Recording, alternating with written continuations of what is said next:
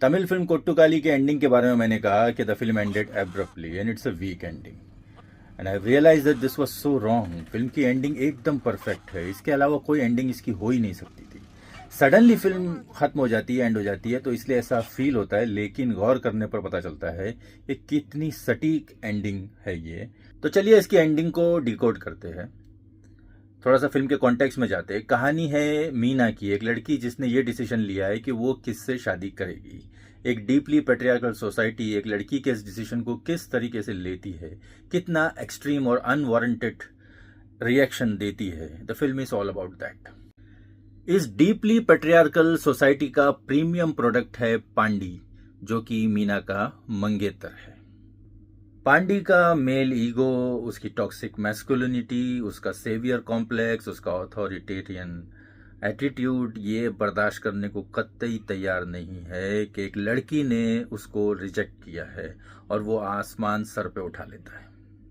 और ये deeply patriarchal society यानी पांडी के पेरेंट, पांडी के भाई बहन, पांडी के रिश्तेदार, पांडी के यार दोस्त, ये सब पांडी के हर्ट ईगो, अपने प्रीमियम प्रोडक्ट के हर्ट ईगो पर मरहम लगाने की कोशिश करते हैं।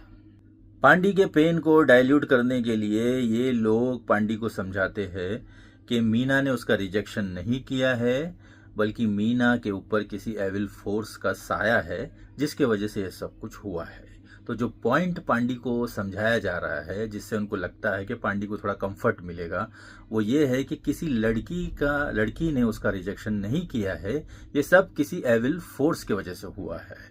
बिकॉज दे नो, क्योंकि आखिरकार पांडी उनका प्रोडक्ट है और प्रीमियम प्रोडक्ट है, तो दे नो कि अगर किसी तरह पांडी को ये समझा दिया जाए कि किसी लड़की ने उसका रिजेक्शन नहीं किया है, all this is happened because of some evil force and not because of some random insignificant girl, तो पांडी को बहुत कंफर्ट मिलेगा। It will be less offensive for him.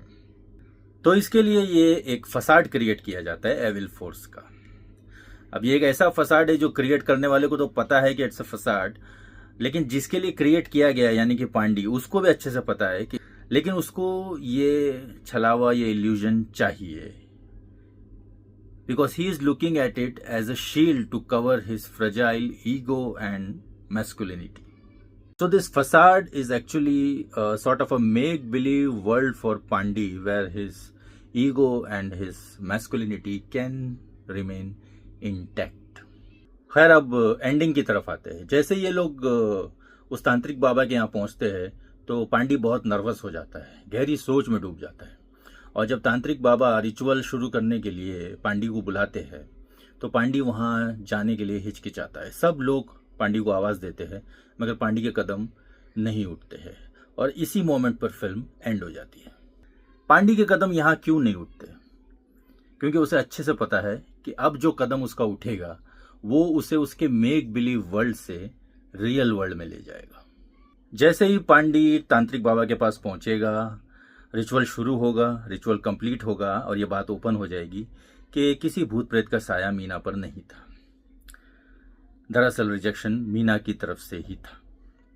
तो जो फसाड क्रिएट किया गया था, जो मेक बिलीव वर्ल्ड क्रिएट किया गया था, वो सब कोलैप्स हो जाएगा।